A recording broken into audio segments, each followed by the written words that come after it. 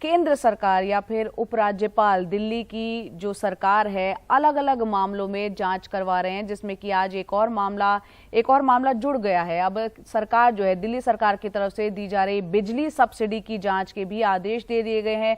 पूरा मामला क्या है, तफसील से बता रहे हैं हमारे सहयोगी शरद शर्मा। दिल्ली के उपराज्यपाल विनय सक्सेना अब केजरीवाल सरकार की एक और जांच करवा रहे हैं।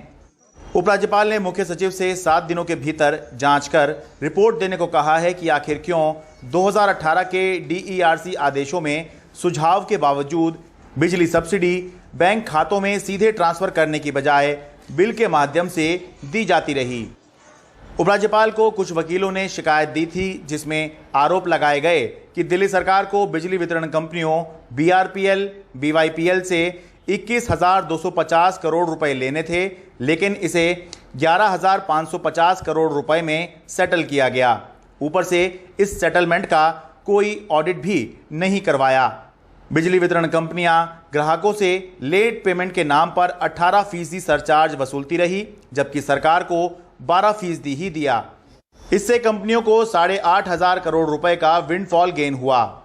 दिल्ली सरकार ने बिजली सब्सिडी सीधे बैंक खातों में भेजने की योजना DBT इसलिए लागू नहीं की कि कहीं लाभार्थियों की सही संख्या सामने ना आ जाए और डिस्कॉम से कमीशन लिया जा सके।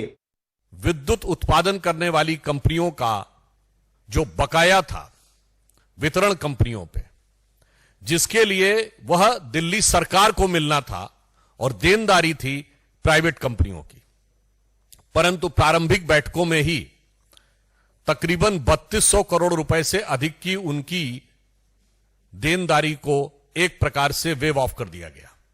अब यह प्रश्न उठता है कि यह क्यों किया गया, इसके पीछे क्या तथ्य है।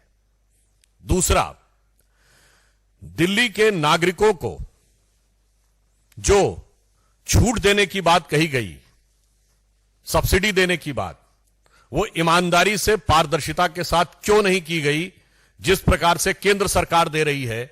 आम आदमी पार्टी ने जांच का स्वागत किया है, लेकिन सवाल भी उठाए हैं। मैं बड़ा हैरान हूं। इससे पहले अनिल बैजल 5 साल उपराज्यपाल रहे, उससे पहले नजीब जंग उपराज्यपाल रहे।